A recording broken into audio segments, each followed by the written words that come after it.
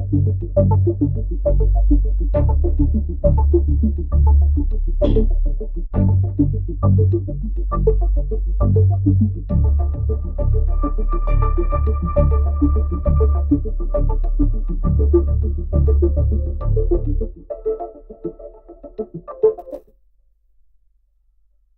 is News Hour on Ifako Radio.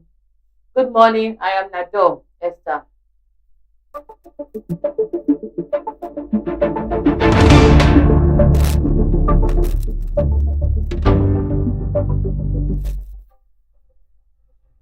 The headlines: US-Iran war, marketers, Dangote trade war over petrol price. Politics should not be a full-time career, says APGA chairman. Lagos arrests 275 for open defecation despite 8,710 public toilets. NDLEA nabbed 56 traffickers, destroyed cannabis farms in Edo. Sports: the Tigers unveils final 2026 FIBA World Cup qualifying squad. Entertainment: I took poison after discovering husband's affair with best friend, actress Omo Local.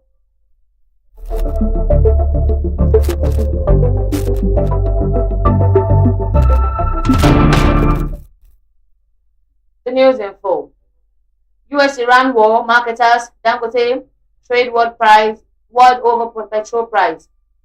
Amid the escalating tensions in the Middle East, data from the Major Energies Marketers Association of Nigeria has shown that the liter of imported petrol is about 64 naira cheaper than one produced by Dangote Petroleum Refinery. However, the refinery debunked the report, challenging importers to defy the ongoing strikes in the Middle East and bring in petroleum products. The media reported on Monday that the Dangote refinery increased its gallonary price from 774 naira to 874 naira.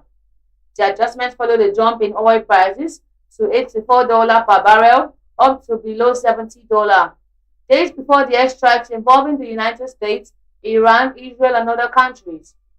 Following the increments, police stations on Tuesday raised their pump prices to as high as 937 naira, depending on the location. Before the Middle East crisis depended over the weekend, some filling stations had already been selling petrol at prices ranging between 812 naira and 839 naira. But the crisis disrupted the global fuel market, affecting Nigeria and other countries. However, data by Mimam indicated the Dangote's petrol gantry price was 874 naira per litre as of Monday, while the landing cost of imported petrol was 809 naira for 37 kobo per litre, showing the difference about 64 naira between the two sources. Memam also reported that Dangote's diesel price was 1,169 naira 42 kobo, while imported diesel was 1,125 naira 70 per litre.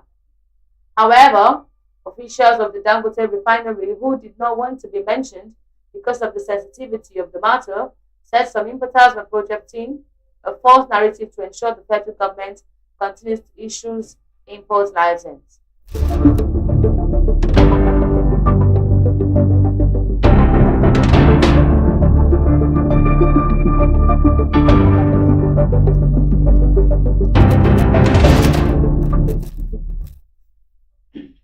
Politics should not be a full-time career, says APGA chairman. The All Progressive Grand Alliance says politics should not be a full-time career, arguing that professionals outside government are more likely to promote accountable governance. APGA National Chairman Sly Ezekonwa stated this during the media interaction on Thursday in Lagos while outlining the party's philosophy and leadership approach. Ezekonwa said the party encouraged officials to maintain professional careers outside politics to discourage corruption and the monetization of political processes. According to him, the party's philosophy, championed by its national leader, promotes productive engagement among members and discourages dependency on political office. In APGA, we try to develop a model of politics that recognizes that politics is not a business. People should build careers, and if you're a party officer, you should maintain meaningful professional engagement. If you're not productively engaged, that is what it leads to vices such as trading nomination platforms for money. Even as national chairman, I still go to court because election petitions are part of my professional practices, Ejioke once said. Addressing debates on the Electoral Act, he said legislation was enacted collectively by lawmakers and should not be blamed on a single political party. He noted that criticism directed at one party is not by the legislative process in a democratic system. If the National Assembly enacts a law, you don't need to say I oppose it or I supported it. Like we always say in democracy, the minority would have their say, but the majority would have their way. It is not an act of APC members of the National Assembly, it's an act of the National Assembly. And once the president says to it, it becomes a law abiding on all citizens, Ejioke said.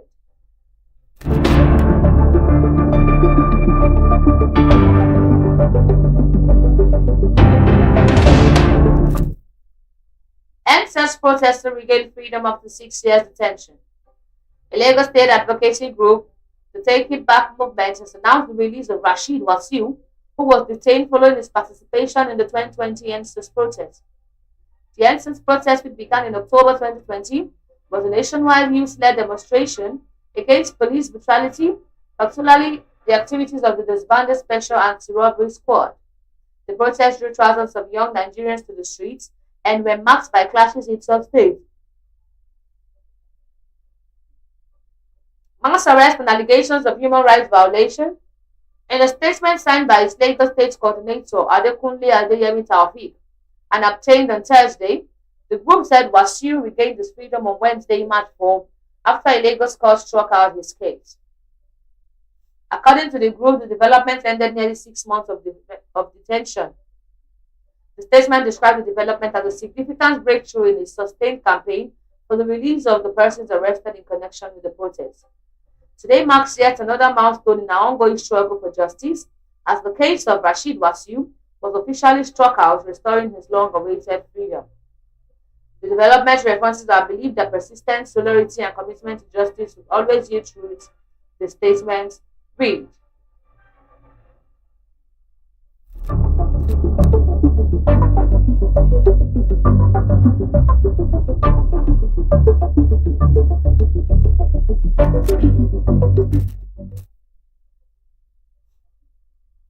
Lagos arrests 275 for open defecation despite 8,710 public toilets. The Lagos State government has arrested at least 275 residents across different parts of the Lagos State for defecating in public places despite the availability of 8,710 functional public toilets. Exclusively gathered this from the media, the Commissioner for Environment and Water Resources, Tokunbo Wahab, during an interview with a correspondent at our office on Wednesday. According to Wahab, the arrests were made between January 1 and the time of this report was filed on Thursday. It is disclosed that about 70 persons were arrested on the Lagos Island, while 32 offenders were apprehended in the Berger area. Another 43 were also caught defecating in a local space in Oshodi. Expressing concern over the behavior of some residents, Wahab stressed that open defecation remains illegal in the state. It is against the law. We have over 8,710 public toilets statewide, and they are functional, he said. Then when you include toilets in eateries, because Lagos law requires every eatery to have a toilet facility, as well as those in petrol and gas stations. The number rises to over 35,000 toilets.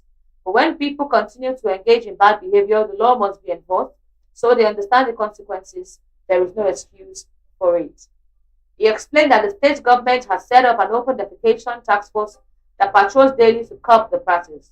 That is why we have an open defecation task force that patrols at 3 a.m., 6 a.m., and 7 a.m. every day. We make arrests and take offenders to court daily, and we will not stop, he added.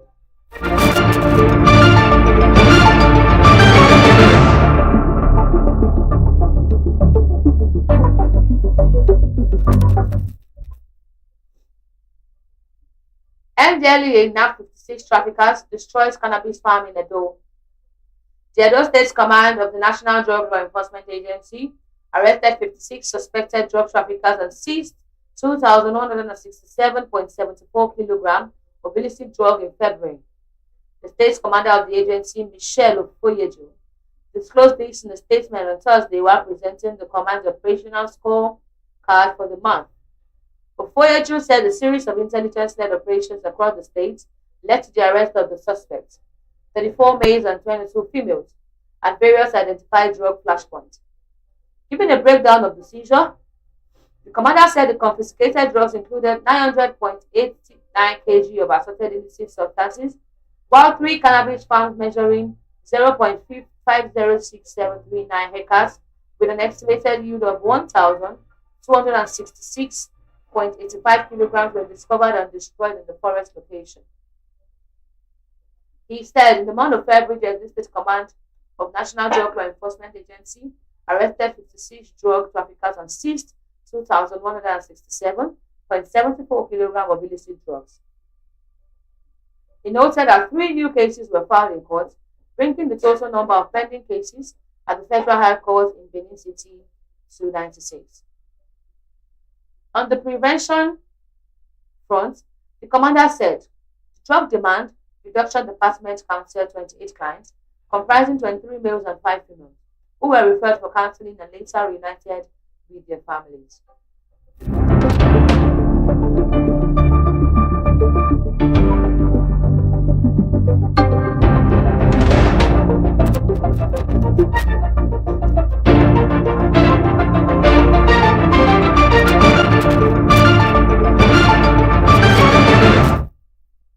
Sports.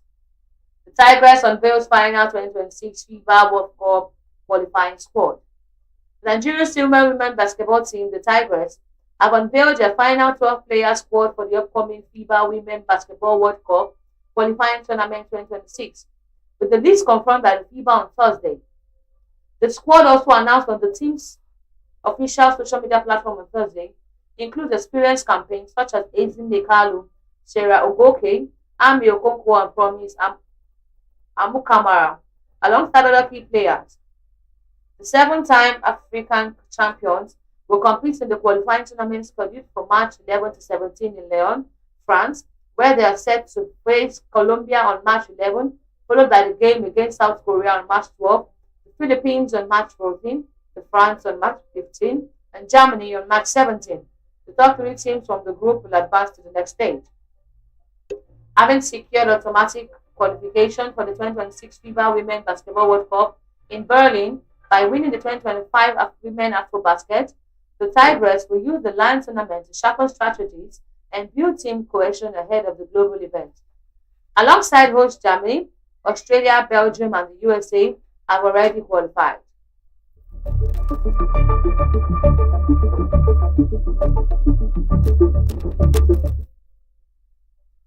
The World Cup verdict. Everyone wants clarity, says Ndidi. The Super Eagles captain Wilfred Ndidi has said he and his teammates will remain prepared to make Nigerians proud despite the uncertainty surrounding the team's fate regarding the upcoming 2026 World Cup International Playoff.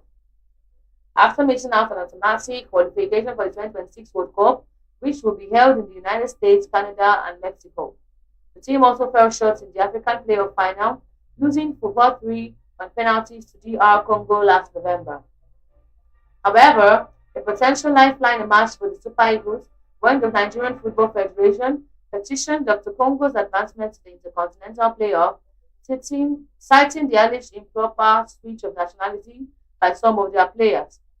The petition has been with FIFA since December 2025, but the World Football Governing Body has yet to deliver a verdict with just 20 days remaining before the Intercontinental Playoff in Mexico. Amid growing anticipation over the ruling, and he told the media how he and his teammates are dealing with uncertainties. To be honest, I don't really focus on things I cannot control. We just concentrate on our football and prepare ourselves to the best way possible, the Super Eagles captain told our correspondent.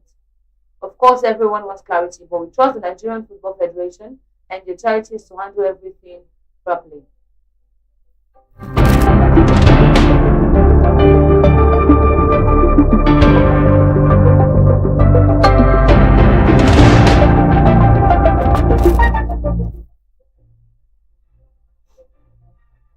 Entertainment. I took poison after discovering husband affair with best friend. actress Omol Loka. Nollywood actress Victoria Ajibola, popularly known as Omoloka, has revealed that infidelity led to the collapse of her first marriage. The actress made known during a recent episode of O Normal TV, which was shared on Instagram on Sunday. Speaking on why she decided to end the marriage, she stated that her best friend was 3 months pregnant for her husband while she was carrying his child. She described the experience as a painful betrayal, noting that the woman involved was someone she trusted deeply. Speaking in Yoruba, she said, I was 5 months pregnant. My best friend was also 3 months pregnant for my husband. The trauma was so much to the extent that I took poison because of shame. When she asked about the current whereabouts of her former best friend, the actress said she was unsure. Anyways, I do not know about her whereabouts anymore. Maybe she's still together with my ex-husband. I don't know. But they had about 3 children together after I left him, she added.